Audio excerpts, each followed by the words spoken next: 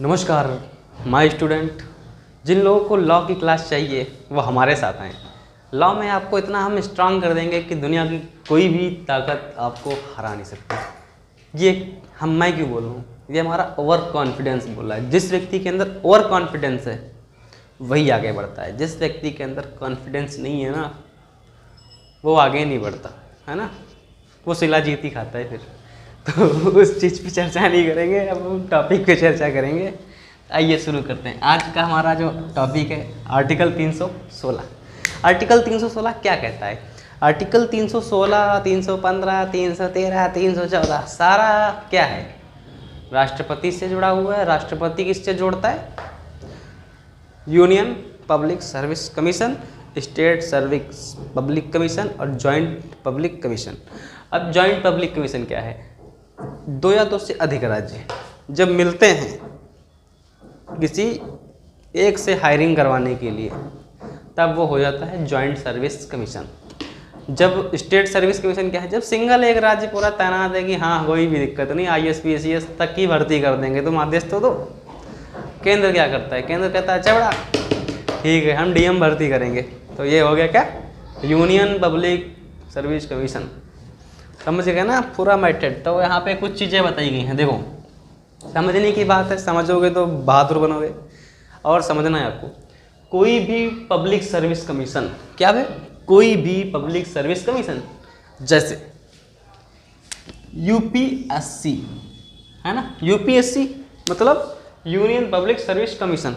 अब UPSC का मतलब बता दिया ना कि केंद्र सरकार के अंडर में आती है, DM वगैरह का रिक्रूटमेंट करती है। फिर बात करते हैं JSC।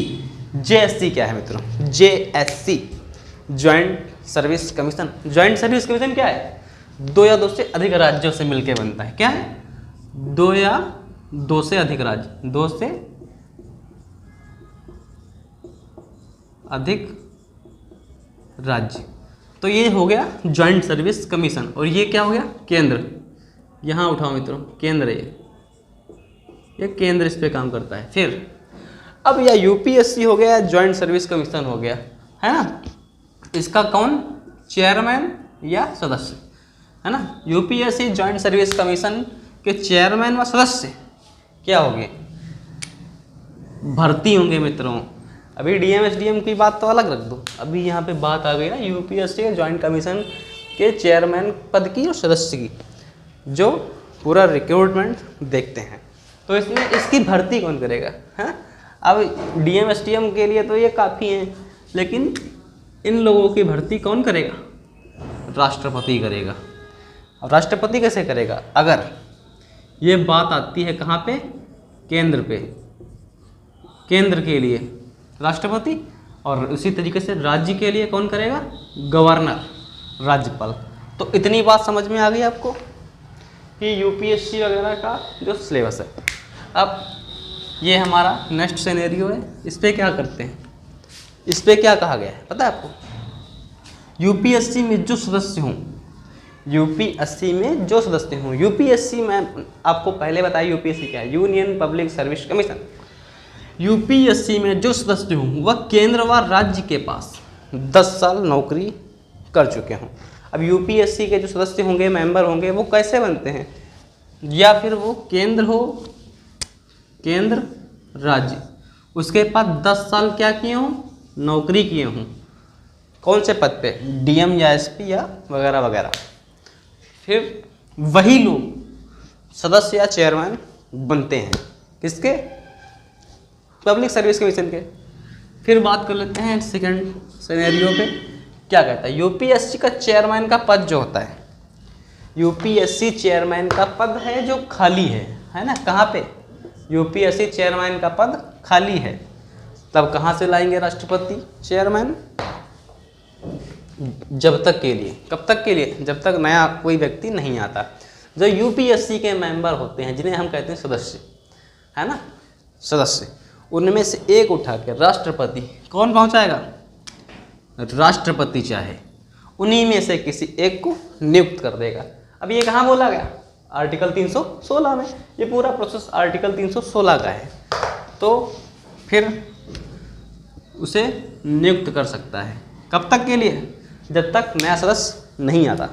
फिर बात कर लेते हैं नेक्स्ट टॉपिक में। ये सिनेरियो हमारा क्या कहता है, कोई व्यक्ति यूपीएससी का सदस्य कब तक रह सकता है? 6 साल तक। जैसे मैं अमन मिश्रा यूपीएससी का चेयरमैन बन गया, अब कब तक है? मात्र 6 साल के लिए। अब आप सोच रहे होंगे कि जो हमारी सरकारी पोस्ट होती हैं 60 साल के बाद रिटायरमेंट दे देती थी, है ना, 60 साल बाद अक्सर लोग रिटायर होते हैं। लेकिन यहाँ का सिनेरियो थोड़ा अलग है। यहाँ पे क्या कहा गया है, कोई व्यक्ति 60 साल में यूपीएससी का सदस्य, चेयरमैन या मेंबर बनता है तो 60 साल प्लस 6 साल कितना हो गया? 66। तो वह रिटायर कब होगा? 66 पर पद त्याग देगा। अब आप सोच रहे होंगे कि चलो ये हो गया। अब कोई व्यक्ति 56 साल है, किसी व्यक्ति की 56 साल उम्र है, अब वह बना जाके काहे का? यूपीएससी का मेंबर। फिर वह पद आप सोच रहे होंगे 60 साल पे त्यागेगा? नहीं, वो व्यक्ति पद त्यागेगा 61 साल की उम्र में। ऐसा क्यों? क्योंकि इसका लिमिट है, 6 साल तक रह सकता है। तो क्योंकि जो यूपीएससी का रिक्रूटमेंट करता है ना, बहुत माइंडेड होते हैं, बुजुर्ग होते हैं, पूरा राज्यसभा की तरह, है ना। तो ये हो गया आर्टिकल 316। वीडियो अच्छा लगा लाइक सब्सक्राइब शेयर कर लो वगैरह वगैरह। धन्यवाद।